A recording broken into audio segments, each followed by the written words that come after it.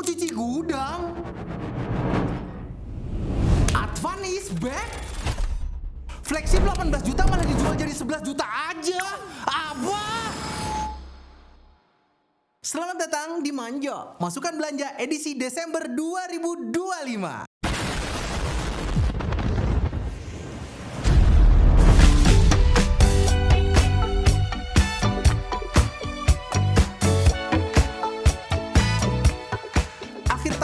Saat paling tepat buat beli HP. Semua brand ingin tutup buku dengan penjualan yang lebih baik dari tahun sebelumnya. Makanya terjadi penurunan harga di hampir semua brand. Ditambah lagi dengan kelangkaan RAM, diprediksikan di tahun depan smartphone akan menurunkan kapasitas RAM di HP-nya. Konon HP mid-range yang biasa bawa RAM 12GB atau 16GB bakalan jadi 8GB aja. Membuat beli smartphone di bulan ini kayaknya ide yang bagus. Harga RAM mahal, Pak? Hah? Harga RAM mahal? Iya, langka bang. Oh. Langka bang. Emang ngaruh ke handphone? Aduh. Oh iya? Iya. Kan handphone nggak modular. Apanya? Handphone kan nggak modular. Enggak, material cost-nya kan sama. Oh. Kalau begitu, mending saya langsung aja memberikan rekomendasi smartphone yang menurut saya pantas untuk dibeli di bulan ini. Kita mulai dari smartphone 1 jutaan. Di video bulan lalu, beberapa sobat menyarankan saya untuk merekomendasikan Advan X1. Yes, brand lokal satu ini memang kembali mencoba menjadi tuan rumah di negeri sendiri. Tapi saya akan kasih alasan kenapa saya tidak merekomendasikan smartphone ini. Memang secara spesifikasi Advan X1 ini tuh menarik, dijual dengan harga 1,6 juta, pakai MediaTek G100, RAM 8GB, layarnya 120Hz, dan kamera 64 megapiksel. Tapi dibanding merekomendasikan HP ini, saya tuh lebih menyarankan sobat untuk ambil Samsung A07 aja. Yes, RAM-nya hanya 4GB. Untuk chipset kurang lebih sama performanya karena dia tuh pakai MediaTek G99. G100 itu tuh kayak versi update-nya G99 aja dengan clock speed GPU yang lebih tinggi sedikit. Hasil benchmarknya tuh naik sekitar 4% aja, jadi nggak signifikan. Experience gamingnya bisa dibilang sama. Nah, lebihnya Samsung itu ada di update software sampai 6 tahun ke depan, sementara Advan nggak punya histori update software yang baik. Mengingat smartphone sejutaan itu yang beli adalah mereka yang mungkin jarang ganti smartphone, saya sih lebih menyarankan Samsung aja. So, itu dia jawaban saya. Tapi sekali lagi, saya berterima kasih loh sama teman-teman udah komen karena dengan begitu saya juga bisa ngasih pertimbangan rekomendasi dengan lebih baik. Jadi tolong kalau merasa ada pertanyaan atau masukan soal pilihan rekomendasi saya ya langsung tulis di kolom komentar di bawah ya. Mungkin saya akan jawab langsung di kolom komen atau saya akan jawab langsung di video seperti ini.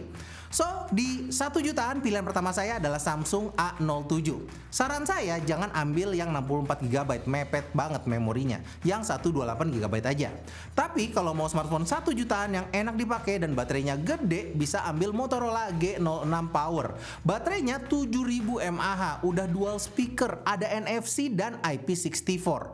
Cukup lengkap buat harga sejutaan. Tapi ya dia tuh pakai MediaTek G81 ya. Ini chipset nyaman buat harian aja. Nggak kayak Samsung A07 yang pakai G99. Kalau G99 kan masih enak kalau mau dipakai main game sekelas Mobile Legends. Jadi untuk smartphone 1 jutaan pilihan saya ya cuman 2 itu aja. Untuk harga terupdate-nya kalian bisa lihat ya di YouTube Shopping, tinggal klik aja soalnya harganya mungkin berubah sewaktu-waktu. Kan saya nggak tahu situ nonton videonya kapan. Kalau smartphone 1 jutaan pilihan saya cuma 2, di 2 jutaan pilihan saya banyak. Bukan karena banyak yang bagus, tapi di 2 jutaan ini karena budgetnya tuh kan terbatas ya. Pihak brand tuh bikin smartphone yang fokus ke salah satu aspek. Contoh, cari smartphone 2 jutaan yang kameranya bagus, bisa ambil Tecno Camon 40. Seriusan, HP ini tuh kameranya itu bagus banget buat harganya. 50 megapiksel, ada OIS-nya dan ada fitur flash snap. Jadi bisa motret sendiri gitu ketika ada movement yang cepat. Keren deh. Fitur begini di 2 jutaan sih killer banget. Tapi di sisi spek lainnya itu agak ngepas. Chipsetnya itu pakai G100, chipset standar nyaman yang bisa kamu temuin di smartphone 1 jutaan sampai 3 jutaan. Kalau mau yang chipsetnya bagus, ada Infinix Note 50X 5G, pakai Dimensity 7300. Baterainya 5200 mAh ya, cukup standar. Mau yang baterainya gede, ada Tecno Pova 7 7000 mAh baterainya. Gede kan? Terus kalau mau yang punya desain tipis, Infinix Hot 60 dan Hot 60 Pro bawa desain tipis yang enak buat digenggam. Mau smartphone yang gaming banget, ada Nubia Neo 3. Smartphone 2 jutaan yang desainnya tuh gaming banget dan ada trigger buttonnya. Mau smartphone tahan banting dengan sertifikasi IP komplit dan military standard, ada Realme C85 series tuh. Mau yang Pro atau yang enggak, itu tuh aman semua. Yang Pro layarnya AMOLED, tapi yang non Pro ya kamu bisa dapetin harga yang lebih murah atau storage yang lebih besar di harga yang sama. Pilih aja. Pengen yang softwarenya aman, diupdate 6 tahun ke depan? Tentu saja cuman Samsung yang bisa begini. Samsung Galaxy A16 4G itu bisa kamu andalkan. Tapi ya itu tadi, pilihan-pilihan tadi tuh pasti ada kurangnya ya. Lebih di satu hal tapi yang lainnya tuh nggak menonjol. Kalau mau smartphone paling komplit di 2 jutaan, ada Motorola Moto G57 Power. Lah kenapa jadi bahasa Inggris? Ya, Motorola Moto G57 Power. Ini yang paling komplit. Desainnya ganteng, chipsetnya oke, pakai 6S Gen 4, baterainya gede 7000 mAh, military standard juga walau sertifikasi IP di 64 aja, nggak sekomplit Realme. Ini HP bagus. Cuman harganya nyaris 3 juta nih. Ya ada harga ada rupa lah ya. Di 2 jutaan ini kamu memang terpaksa harus memilih sektor apa yang lebih kamu butuhkan. Pilihannya tadi sudah saya sebutkan. Sebenarnya ada satu HP yang menarik di harga 2 jutaan. Advan Maca namanya. Advan ini comebacknya tuh ya cukup oke menurut saya. Cuman saya belum berani merekomendasikannya karena saya belum coba unitnya. Mungkin ada orang Advan nonton ya. Boleh nggak saya ngetes unit sampelnya ya? Biar rekomendasi makin komplit. Oke? Kontak kita jangan lupa. Terus kata orang Advan ya, Maca. Lucu. Baik, mari kita lanjut ke segmen 3 jutaan. Di kisaran harga segini, saya tuh berusaha untuk menyempitkan rekomendasi karena di bulan sebelumnya ini cukup banyak rekomendasinya ya dan agak tumpang tindih gitu speknya. Oke, rekomendasi pertama adalah buat yang mau smartphone gaming di harga segini. Kamu bisa ambil Infinix GT30. Chipsetnya Dimensity 7400 dan pakai trigger button. Mau yang chipsetnya lebih powerful lagi, ya cuma nambah beberapa ratus ribu, kamu bisa dapat kakaknya yang Pro, Infinix GT30 Pro. Smartphone ini punya chipset paling ngebut di harga 3 jutaan, Dimensity 8350. Cuman ada warningnya. Hasil pengetesan kita menunjukkan bahwa smartphone ini tuh bisa panas ya sob. Jadi mungkin beli yang sepaket sama coolernya bisa jadi opsi yang baik. Selanjutnya buat yang nyari smartphone dengan baterai besar bisa ambil iQOO Z10 nih. Nah, iQOO Z10 ini tuh menarik. Baterainya besar 7300 mAh, tapi dia tuh kayak berusaha untuk jadi smartphone all-rounder. 7S Gen 3-nya ini cukup kuat buat main game, ditambah lagi sekarang tuh kameranya juga bisa lebih kepake dibandingkan Z9. Ada OIS-nya. Cuman kalau memang mau smartphone all-rounder, saran saya tuh mending ambil Motorola G86 Power. Kapasitas G86 Power. Gua susah ini. Belakangnya power bahasa Inggris ya. Tapi ininya kan biasa bahasa Indonesia gitu. Jadi G86 tenaga ya. Nah, itu harusnya. Kalau gini kan ya terpaksa bahasa Inggris. Ya, ambil Motorola G86 Power. Kapasitas baterainya itu emang nggak segede Z10, tapi 6720 mAh kan bukan kapasitas yang kecil ya. Cukup besar malah. Ditambah lagi ada sertifikasi IP69, 68 dan military standard dan juga kamera ultrawide. Lebih komplit aja HP ini. Harganya sama soalnya sama Z10. Jadi pastikan kalau memilih iQOO Z10 ya karena baterainya lebih besar aja. Terakhir, buat yang mau pakai Samsung yang update softwarenya di cover lebih lama dari masa jabatan presiden, mending ambil Samsung Galaxy A26 5G. Sebenarnya di 3 jutaan tuh ada A17 5G, tapi saran saya sih mending ambil yang A26 5G aja ya. Soalnya secara spek, Samsung itu kan selalu kalah sama brand lain ya, tapi A26 ini tuh lebih layak lah buat smartphone 3 jutaan.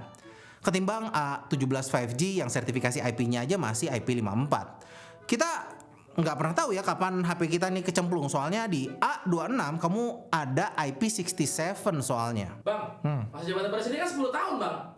5 tahun 5 tahun 2 periode 10 tahun 3 periode 15. Lanjut ke rekomendasi smartphone di harga 4 jutaan. Nah, untuk 4 jutaan banyak smartphone yang kalah nih sama Poco X7 Pro. Mana terakhir harganya turun lagi nih jadi 4,7 juta. Mungkin kalian bisa dapetin dengan harga yang lebih murah daripada itu.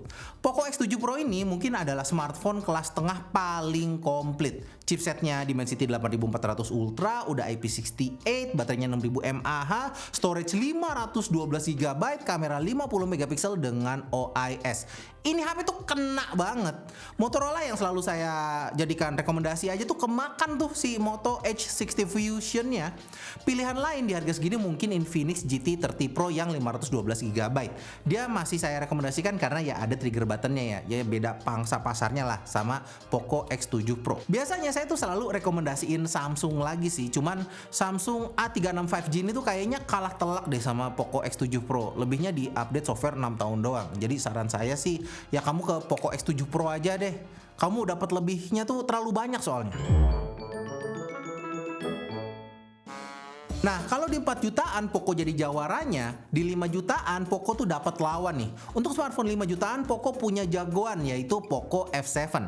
Tapi hegemoninya tuh diusik sama iQOO Neo 10. Sama-sama pakai Snapdragon 8S Gen 4. Mana yang lebih baik? Jujur kalau ngomongin user experience, saya lebih suka pakai iQOO. Tapi kalau ngomongin tiap rupiah yang kita keluarin, saya rasa Poco F7 adalah pilihan yang lebih baik. Udah IP68, kalau di iQOO Neo 10 kan masih IP65, storage-nya juga 512 GB. Di iQOO Neo 10 dengan harga yang sama kamu dapat yang 8256, RAM lebih kecil dan storage-nya juga lebih kecil. So menurut saya ya mendingan Poco F7. Pilihan lain di harga segini paling Vivo V50. Walau nggak sengebut Poco F7, menurut saya ini pilihan yang lebih cocok buat lebih banyak orang. Kameranya juga bagus baik di depan maupun di belakang. Apalagi dia tuh bakalan dapet update Origin OS 6, bakalan ngasih user experience senyaman pakai Samsung. So maaf A56 ya kamu terdepak dari rekomendasi. Sekarang rekomendasi 6 jutaan. Saya punya 2 jagoan kalau di 6 jutaan. Ada Motorola H60 Pro sama Vivo V60. Kedua smartphone ini sama bagusnya menurut saya. Keputusan memilih salah satunya itu tuh tergantung sama preferensi dan kebutuhan kamu. Mau yang pakai chipset dengan benchmark lebih tinggi dan kamera ultrawide yang lebih baik, ya ambil Motorola H60 Pro. Tapi kalau lebih pakai lensa tele, kamera depannya autofocus dan baterai yang lebih besar, ambil Vivo V60. Pilihan saya di harga segitu ya cuma di antara dua ini aja. Sekarang rekomendasi smartphone 7 jutaan. Ingat kan bulan lalu Vivo tuh keluarin Vivo X100 Refurbished. Tahu nggak? Harganya sekarang malah lebih murah lagi. Mohon maaf ya yang kemarin keburu beli, sekarang lebih murah 600.000. Edan sih. Flagship 2 tahun lalu yang dijual murah banget sama Vivo ini tuh agak keterlaluan memang. Memang sih refurbished, tapi value-nya tuh gede banget. Karena ini refurbished resmi, kamu tuh dapat garansi juga. Mana kata orang after sales-nya Vivo kan bagus. Jadi agak nggak ngotak sih nih kalau nggak ngambil smartphone ini. Kalau nggak mau yang refurbished, mau HP baru ya rekomendasi saya ke Xiaomi 15T 15T. Kameranya bagus, storage-nya juga gede 512 GB. Wah, keren banget memang Xiaomi ini nih. Dia apa ya, dermawan sama storage. Nah sebenarnya sekarang tuh ada gap yang terjadi nih di smartphone 8 jutaan. Nggak ada yang bagus. Bukan. Sebenarnya bukan nggak ada yang bagus sih, tapi udah di cover sama smartphone 7 jutaan. Jadi daripada beli yang 8 juta, menurut saya mending sekalian ke segmen premium aja. Untuk smartphone premium, saya sih jatuh cinta banget sama Xiaomi 15T Pro. Kameranya bagus, spesifikasinya juga flagship-like banget, Dimensity 9400 Plus. Ini adalah smartphone premium yang lagi cosplay jadi flagship menurut saya. Saya agak ganjel di Hyper OS-nya doang. Bukannya jelek sih, cuman nggak senyaman One UI dan Origin OS aja. Ini juga preferensi pribadi ya, bukan penilaian objektif. Buat mayoritas orang mungkin ini bisa diabaikan. So pilihan pertama saya adalah Xiaomi 15T Pro. Di harga yang sama ada Poco F7 Ultra sih, tapi kamera Leica tuh nggak bohong sih sob. Mending Xiaomi 15T Pro aja. Pilihan kedua baru Samsung S25 FE. Bukan artinya Samsung S25 FE ini tuh lebih bagus daripada Poco F7 Ultra ya. Malah sebaliknya sebenarnya menurut saya. Tapi saya tuh melihat S25 FE ini tuh untuk pangsa pasar yang berbeda aja. Buat mereka yang nggak mau repot, yang enak dipakai, tanpa peduli ada smartphone lain yang punya spesifikasi lebih baik atau kamera yang lebih bagus. Soalnya S25 FE ini rasanya tuh kayak pakai flagshipnya Samsung. Pilihan saya dua itu aja. Nah, sebenarnya ada satu hal yang kalian harus tahu nih. Ada kejutan di segmen ini. Ada satu smartphone flagship yang banting harga ancur-ancuran. Sharp Aquos R9 Pro. Awalnya smartphone ini dijual dengan harga 18 juta. Sekarang cuma 11 jutaan aja. Saya tidak merekomendasikannya ya. Ini hanya untuk para pemberani yang mau smartphone 8S Gen 3 berkamera Leica saja. Punya uang nganggur ya, silahkan beli HP ini. 11 juta itu dapat apa? Hah? 11 juta dapat apa? Kamera Leica bro. Enggak, selain Leica bodo amat. 8S Gen 3. Hah? 8S Gen 3. S? Iya. Emang dari awalnya emang agak rada-rada S ini. Gen 4 itu 5 juta loh bang. Sabar, sabar. Emang rada-rada. Kan kameranya nggak Leica bang. Ini Sharp loh bang, merek Jepang. Sharp. Xiaomi juga punya Leica bang. 6 juta dapat. Ya abang kasih tahu lah bang ya brand ini bang.